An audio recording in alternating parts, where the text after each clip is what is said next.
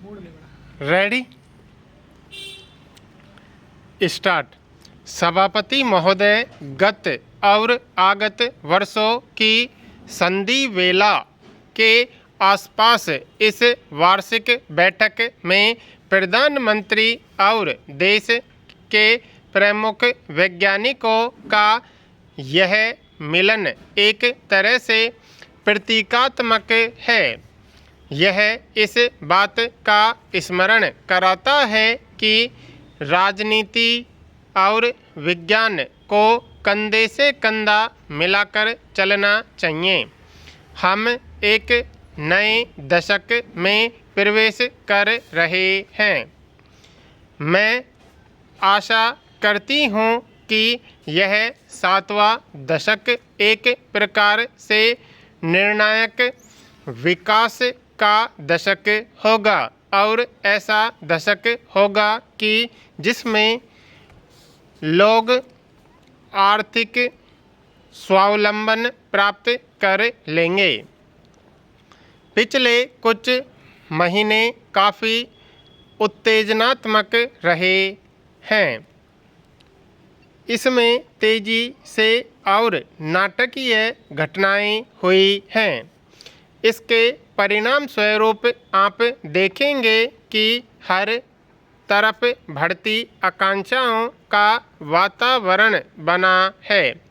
लोग चाहते हैं कि काम तत्काल हो और नतीजे जल्दी सामने आएं।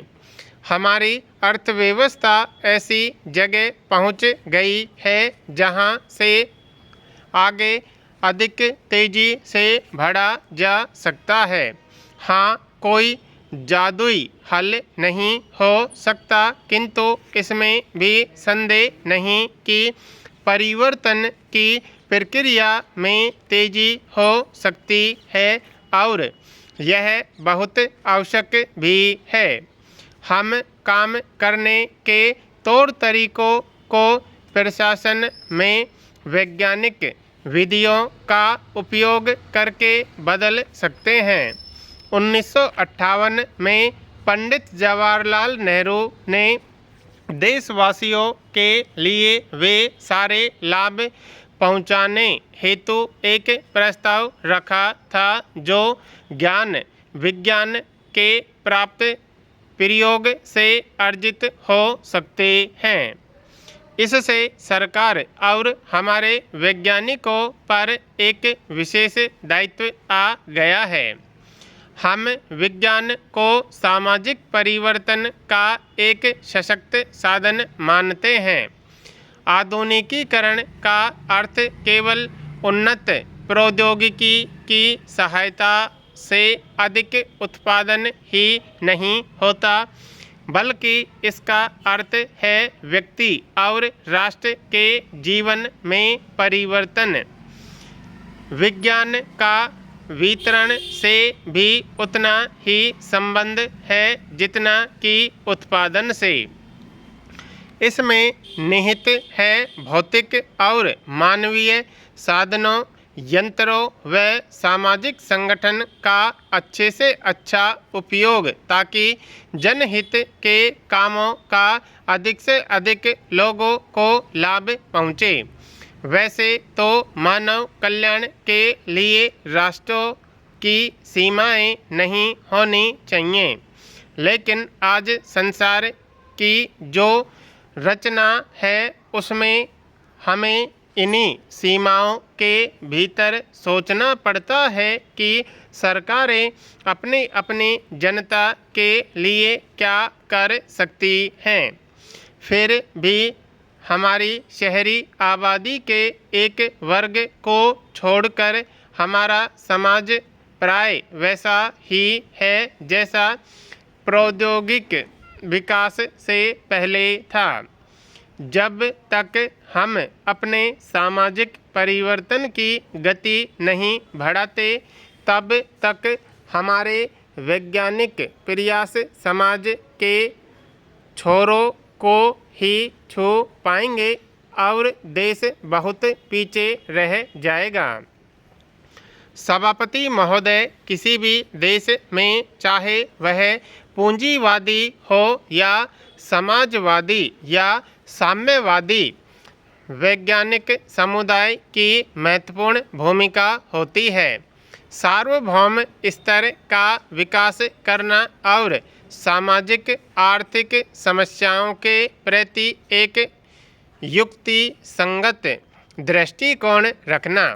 फिर भी समाज के अल्पतंत्रीय या श्रेणीबद्ध पहलू वैज्ञानिक समुदाय को प्रभावित करते हैं। अतः जब तक हम वैज्ञानिक परंपरा और अपने से ऊपर वालों से पड़ने वाले दबाव का मुकाबला करने हेतु अपने इस दायित्व के प्रति जागरूक नहीं होंगे, तब तक वे अपना ऐसा समुदाय नहीं बना सकते हैं जिसकी विशेषता वास्तव में वैज्ञानिक हो।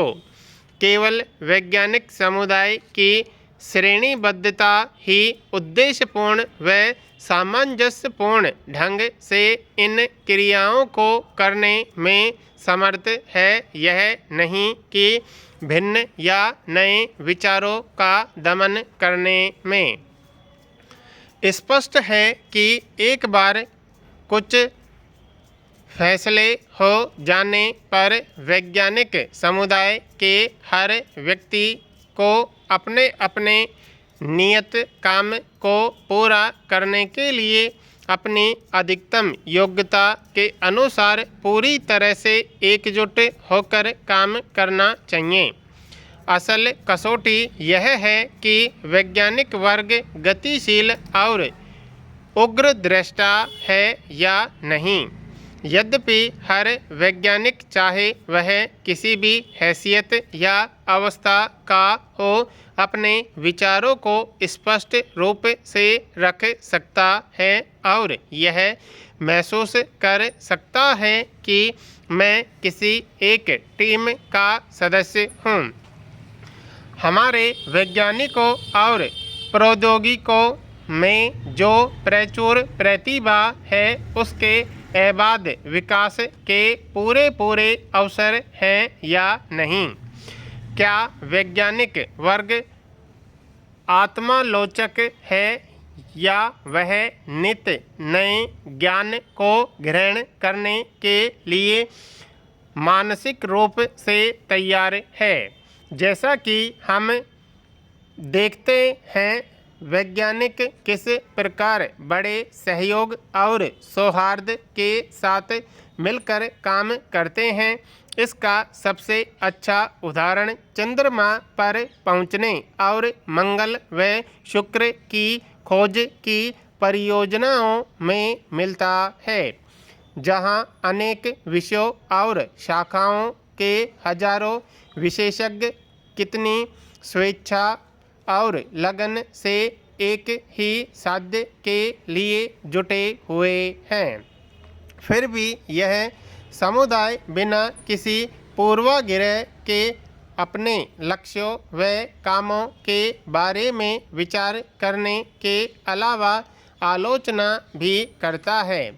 पहले तो केवल सेनाओं में ही बहुत बड़ी संख्या में लोग एक साथ मिलकर अनुशासित ढंग से काम किया करते थे, किंतु आज विशाल व जटिल वैज्ञानिक और प्रौद्योगिक प्रयास हो रहे हैं। वे सरकारी आदेशों के कारण नहीं, बल्कि अनुशासन की भावना के कारण संभव हो सके हैं।